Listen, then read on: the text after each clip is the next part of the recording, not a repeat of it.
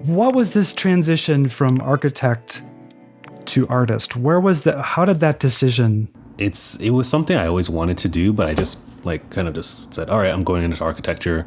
I had accepted that, art was not a reasonable path. I never really fought with my parents about that kind of thing. I just believed it too.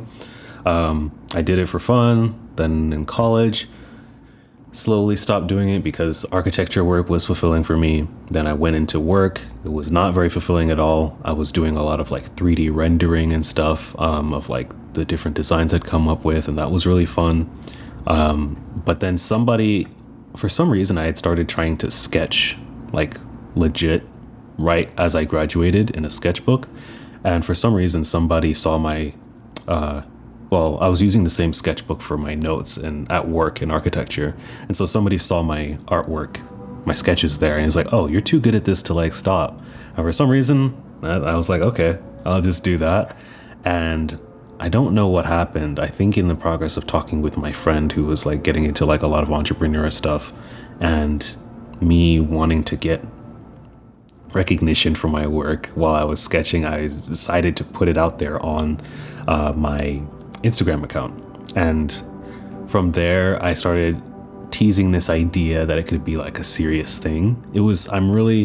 I've always the thing I really appreciate from my parents above everything else is they gave me and my sister, the ability to dream big. So we always have huge dreams. It's not something that's hard for us to do. It's almost too much just having these really cool ideas. So it's always been there, and I've always entertained it, and I kept nurturing that. And that's basically the super fast version of how it continued till the point where finally I made a decision to pivot because I was in a place where financially I could see it working, and work was also so negative where I was like, okay, I don't want to do this anymore. Architecture is this engineering plus art discipline. And do you feel that there was something in that architecture training or that came with you into this?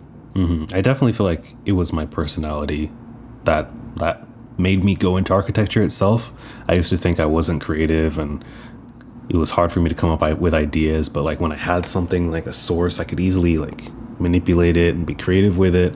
You say architecture is art with engineering, which is really accurate. But part of the reason why I quit was because I found that slice was way further from 50% than I thought when I actually got into the workforce. It's it can be really good, but the bigger corporation I joined, and just the place that you'll be when you start out, it's less than 10% versus 90% engineering. So yeah, I found that to be really not fun, undesirable, but I really do appreciate a lot of the rigor and the structure I have to things. I think it's really helped me build where I'm at today. And especially that is part of the value that I give back to people, where it's I've had to really structure this so well that I'm able to tell people how I did it, teach them, share what I've learned and different things like that. I don't remember which video it was, but you were drawing a face and you were talking about learning the right things in the right order. You can make progress with drawing. And I just wonder if you remember what that was, or what you were talking about, or what that was. The thing I do feel the most strongly about that is the fundamentals. I'd say, when it comes to especially drawing, you really have to get an understanding of 3D space and perspective down before anything else, as much as you can, because that makes everything else faster. It makes your understanding of everything else so much faster. For example, values, color. Definitely learn values before color. You should not be doing color before, because it just doesn't make sense, because light gives us the understanding of color, right? There's no color without light. So it's different things like that I really try to stress people. I almost don't see it as really subjective, because you have to understand these things. For example, forms, they're shown to us by light, right? But if you can take light away and just have color in a picture, you won't really understand what it is. And one of the best things about focusing on perspective and 3D space and forms so early is because you can do that and practice your line technique and mileage and get that in at the same time, to where when you start drawing, like let's say you've been drawing cubes and boxes and spheres and cylinders and trying to get them accurately in the right perspective and interlocking and really practicing your line weights, when you start doing faces, your lines, everything will look completely different. And so that's something I definitely feel really strongly on, but it's very hard to do because it's, as soon as you hit that age where you realize things are tough, you realize what looks good and what doesn't, you don't want to ever take a step back. It's really hard. Every drawing course starts with drawing a cube and drawing an egg and shading it. It's hard and frustrating. And it's also not drawing your favorite character.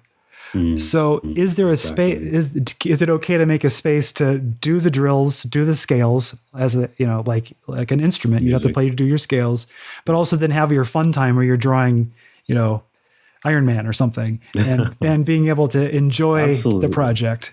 No, I'd say that's what you have to do, because art is something I always tell people, art is hard. It's just like they said in architecture. That's actually one of the things I think brought me to this level of proficiency. I remember a famous architect was brought in, and like we were all this like different years were standing and sitting around him, and he was sitting in a chair, and he's like, I hope you guys know, like, you're not gonna get rich off of this. Like, if you don't really love this, it sucks. And we were all just like, like, we're already in school for so many years. Like, what does he mean? And looking back, I'm like, this is the same thing about art. This sucks to sit here and try to create something out of nothing. You got to really love it to do it. And so if you try to do this and not remember and keep track of what you love, like, man, I really love, when I saw Iron Man, I had to go draw him. Like, that kind of thing, if you don't keep hold of that, you won't make it. So you have to find that time where you do indulge yourself and have fun. And really, that's something I'm kind of doing right now. It's like, it's so easy. I've never had like burnout, but I feel like I did have it recently. And I describe it as not wanting to do anything art related, because I had been focusing on figures. And I was like, I'm going to do 1,000. But when I got to 350, I was like, whoa, this is weird. And so now I'm drawing whatever I want, and I feel a lot better. And I think you got to have that balance there. And it's, not only is it okay, you should definitely do it. That's good to hear, because I do think there's a tendency of at least in some art teaching, of like, you've got to do all the cubes and the spheres. And my age, or even if you're young and you're like, well, but I want to draw something fun too. Like, I want to learn how to play guitar, but I also want to play a song. And being able to balance how you're allocating your time, I think it's good to understand that you don't have to only draw eggs. Exactly. Yeah. And one critique I have for like beginner curriculum, I found it weird that they would always get us to be shading eggs so soon almost. It's like, I would have loved to have been able to draw a cool like cube landscape way before the sphere thing. And then the sphere thing doesn't take too long, where you can immediately start going back and applying that to your perspective diagrams and cubes and spheres and cylinders and all that. But that's just something to keep in mind. Perspective is like really, really important. Well, let's move on to the concept of mileage, which you did mention. And I've heard other artists mention this idea of mileage. Drawing is something that I think is hard for a lot of young artists to understand. It's a skill that builds over long amounts of time, and it's something we don't learn in education, or at least we don't really notice it. Like, it took you to graduate, it takes you 12 years. Like, that's a lot of education slowly building up, but it doesn't feel like that. So what I always apply it to is something that we all kind of get familiar with early on, which is either gaining weight, getting muscular, or trying to lose weight. That's something we all usually have some experience with, how much effort and how long it takes to lose a decent amount of weight, even if it's 20 pounds. That can take forever, but you can't just stop and go back and stop. It has to be consistent, and you won't see results a lot of times for weeks, the first few weeks, until you start to really get that thing underway. And art is the same thing. There are a lot of really, really cool skills in this life where you can do something for 2 weeks straight. You can do something for a month straight, 6 months, a year, 10 years, 30 years, and you'll see exact different proficiency levels for each one of those markers. And drawing is one of those. And that's why they always say mileage is like you can increase that amount of mileage compared to others based on how much you do like per day and how much you do per week. I always remember Ross Strauss.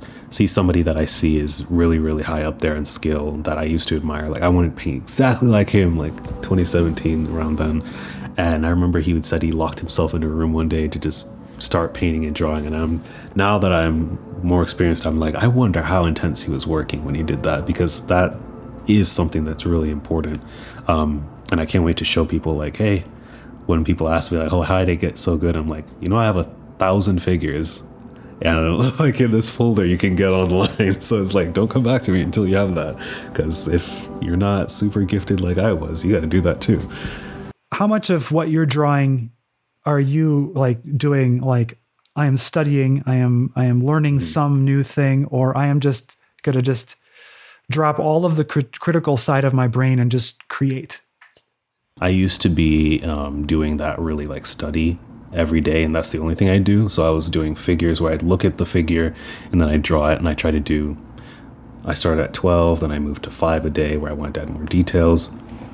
But now I've taken a place where it's like I find something compelling and I want to create something as excellent as I can, and then I try to really critically look at it. I look at different artists and what I want to take from them.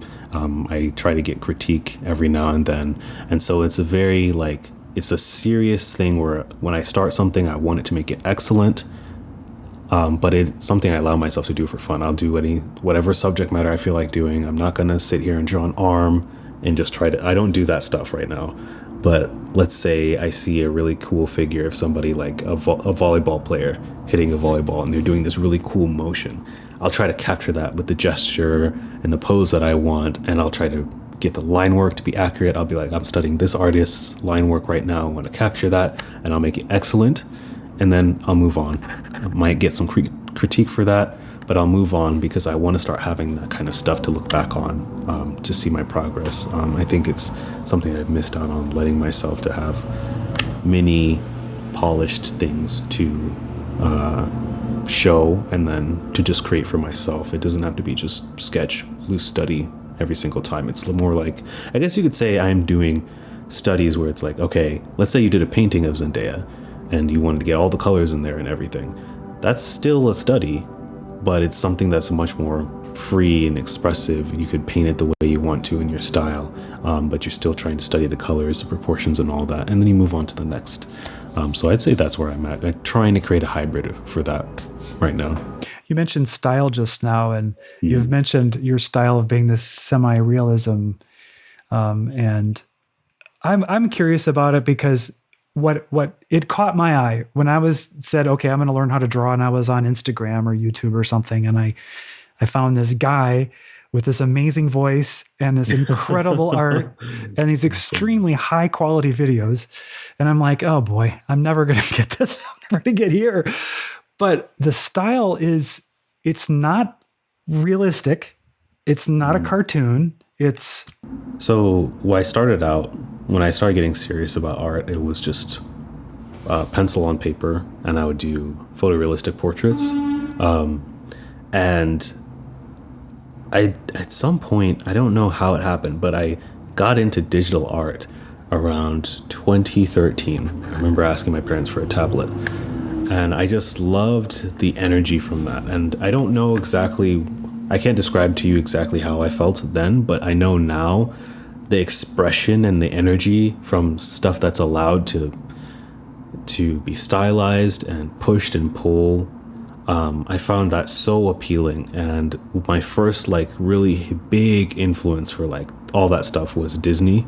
I just found it so cool how it was so clean, and I think that is also a big part of the architecture side of me, because it's one thing I found it so frustrating to create this painting with all these cool random moments, and it's super realistic and so organic, But when I saw these really cool stylized characters online in 3D sometimes, and there was clear points, I just found that so appealing that there was a structure, I could understand it.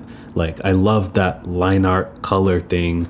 I would just do line art, sketch, line art, color, cell shade, paint bucket fill all the time when I was starting out. And I just loved that I could understand this thing and it was still so appealing and energetic. And to me, it was almost more appealing and energetic because I could see exactly what was being pushed and pulled. And it had very clear relations to things in reality. It's like, I just loved Glenn Keane's drawings of Rapunzel and Tarzan. I started watching all these films.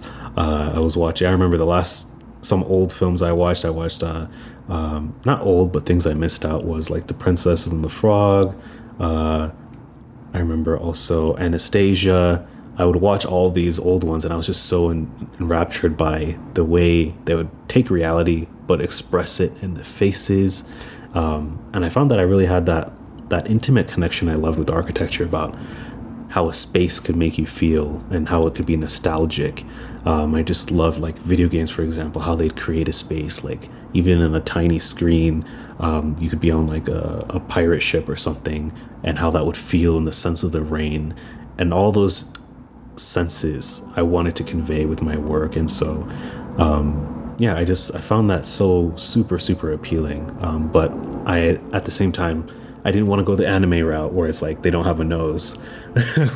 So it's like that's why I really latched on to like that Disney kind of style. And then I started finding individual artists who had something similar, because it's like, this is real, but it's like a dream, like the fantasy version. I'm a writer. I write novels. And so my whole thing is I want to be able to draw and visualize my worlds, my characters, and do sort of concept art type stuff. So I started searching online, and I ran into your art. I ran into Loish. Yes. And I was like, this is a new kind of aesthetic that I wasn't aware existed. Yeah. And I was just kind of like, this is heightened reality. And I don't know what is being pushed. You mentioned pushed and pulled, and like there's certain features are exaggerated and I don't have the eye to tell how it's working. I can't totally figure it out. For me, it's a lot of movement. So like, let's say someone's smiling. I really love like when the bottom of the eye is kind of a frown shape, an arc, because it suggests the cheeks pushing up for the eyes. I love making the mouth like either bigger or smaller. I love accentuating that space in between the teeth, and that dark space in between the teeth and the corner of the lips to show the teeth. And it's like, you don't show the mouth big, you show the mouth like a regular appealing size when they're smiling, but you show all the teeth, so it looks like the mouth is really, really big. Things like the way the body is and how the hair, I love playing with hair and how that moves. I'm still like really trying to figure out how Loish does all that stuff. The way how the body and the anatomy can be pushed and pulled for different things. A lot of it is just looking at how animators will do things. So a lot of times I don't know the exact terms for it, but they'll like lead with things. And so let's say they want to grab something. They don't just grab like something casually. They'll look over, and then maybe their arm will flow through and then grab it, and then their body will pull back and then they pull it. And capturing those moments, and still you can see how they do it when you look up some of their animations. I find that super, super fun. And then just connecting all that with like composition is what I find really appealing. Are there other artists that we should be looking at? One of my favorites right now is Sanguine.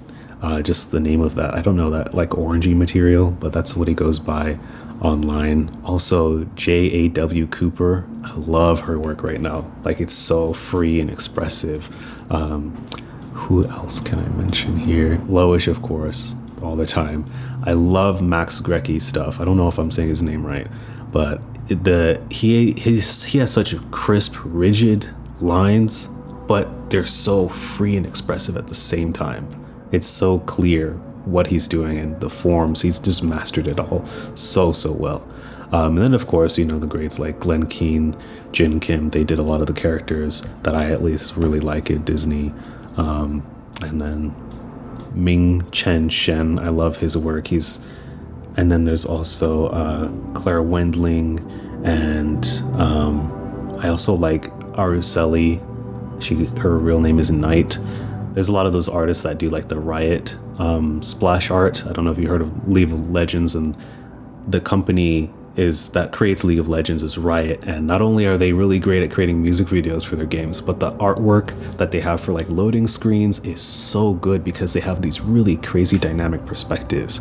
Their anatomy is not really that crazy. It's the perspectives that they'll do that I find super, super appealing. And those are some of the artists, as Ben Lash, those are some of the artists that I love to look at. And it's amazing that if you curate your Instagram feed, you can just go, like, one awesome thing after another can come in front of your eyes. Which can be very dangerous, but it's also very helpful. Well, there's times where it's like, man, I'll never get to that level. Yeah, but there's also times where they'll do a little like sort of progress video or a mini tutorial, and it's like, my brain is getting something that it didn't know before. So very exciting. You mentioned Glenn Keane a couple of times. I think I'd heard you mention his name in one of your videos. And so I went on YouTube and just researched, and there was a talk he gave about how he designed Beast from Beauty and the Beast. And like, he draws it live while he's talking, and the story of inventing the character. It gets me thinking about your art, and are there characters in your mind that need to be invented? I feel like I definitely do. That's one of the things I feel like my biggest weakness is never allowing myself to be imaginative. I was always I didn't because I believed I couldn't be really that creative. I was just too rigid minded. I always depended on the reference because I wanted it to look good.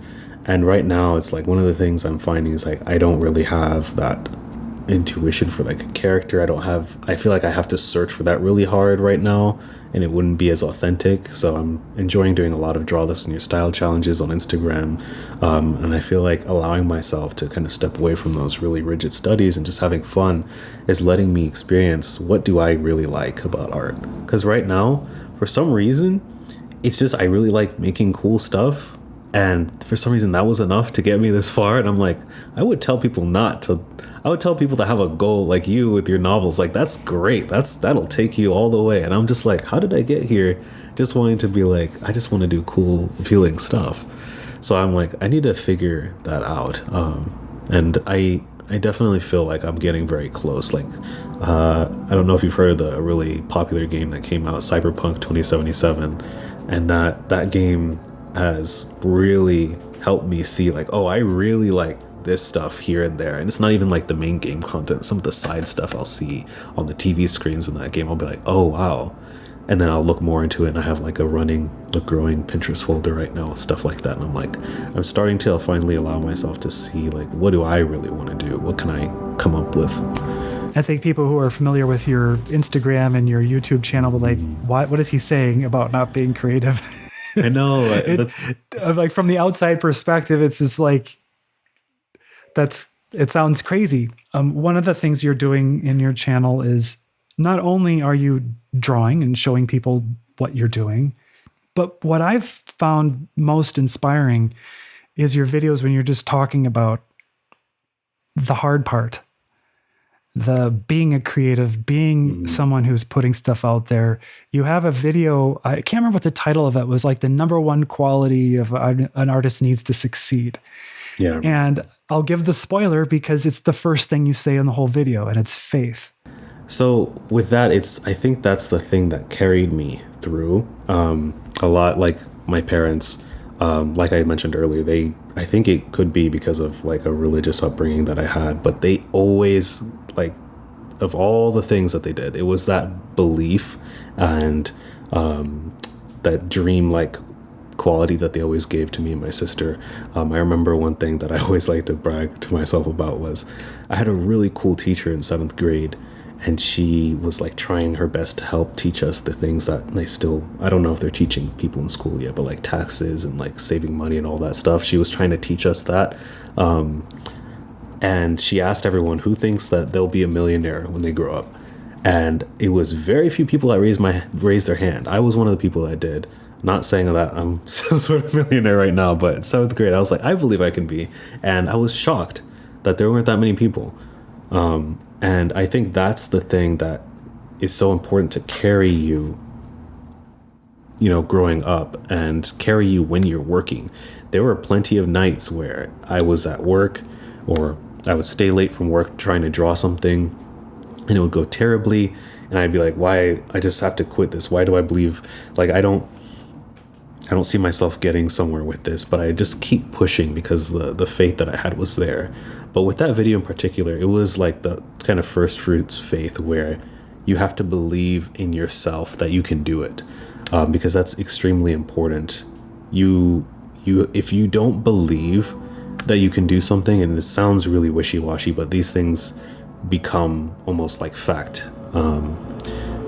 So when you don't believe in yourself that you do something, you just won't get there. There's like scientific things that confirm this, where it's like you will start to seek out the route to prevent yourself from getting there. And when you believe that you can do something, you will see the openings, the potentials, the opportunities that might be in front of everyone else, and then you will take those.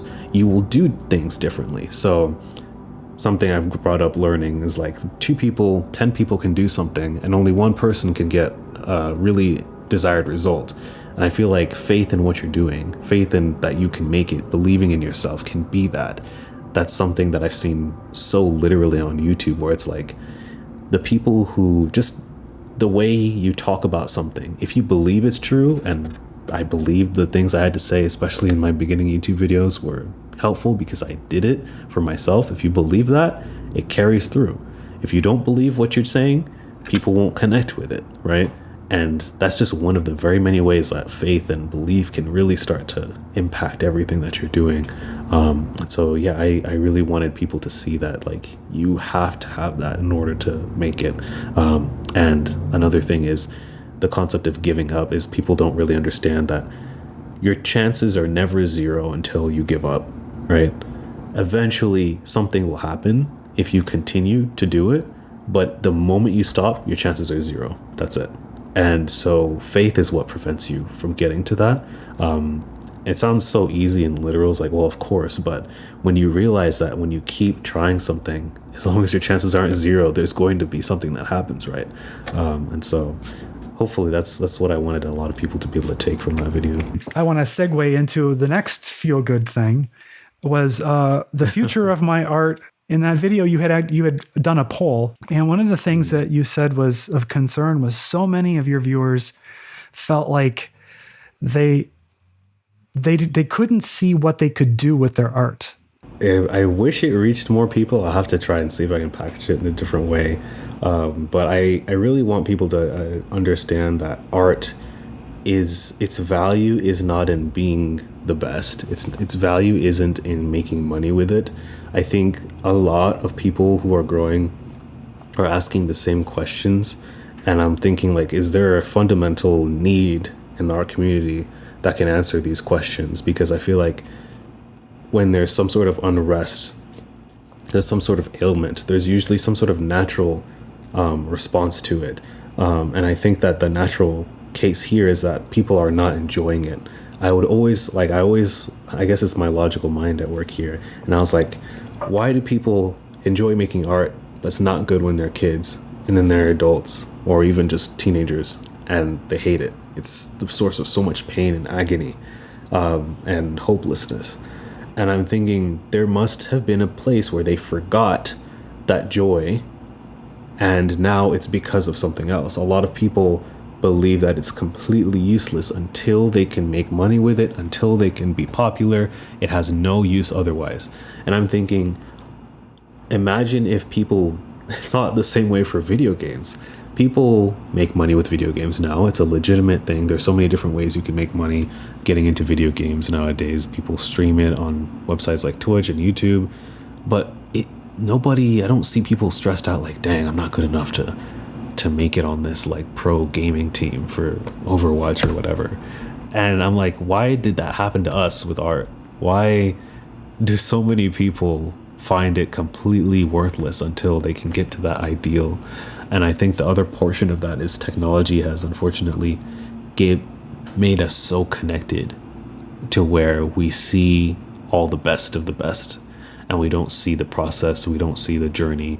And back in Bob Ross's time, you see him standing out there rushing to make this painting for 30 minutes. That's it.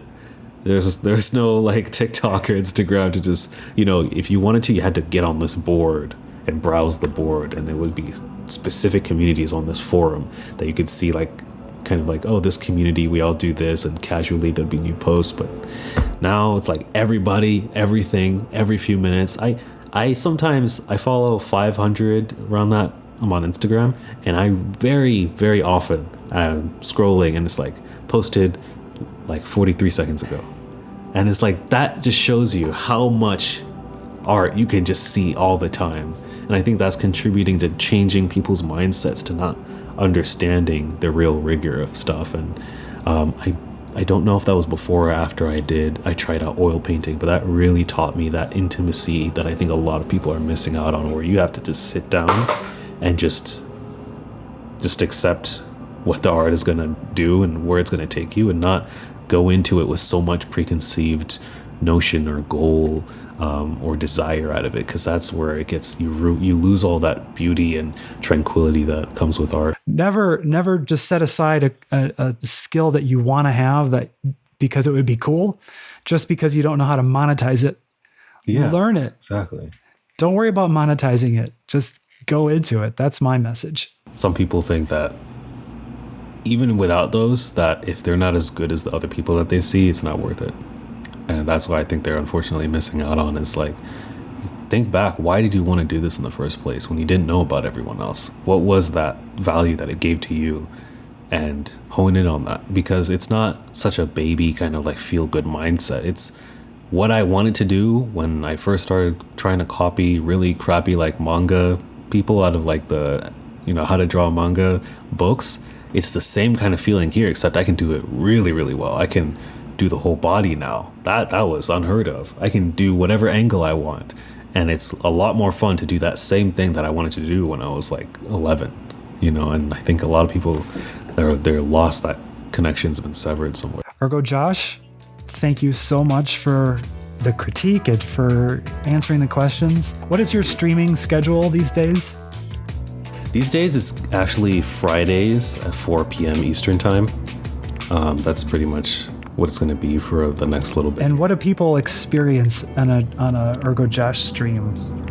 What do they experience on an ErgoJosh stream? Well, most people would tell you a good video to fall asleep to, especially if I have like lo-fi beats or some chill jazz music playing or some rain stuff. But really it's just going to be a community, a place where you feel motivated to draw. That's the thing I really love to hear people say. I wasn't going to draw, I wasn't feeling that great, but I feel a lot better and I feel like drawing, or I drew along with the stream. And that's I think the best thing that it offers.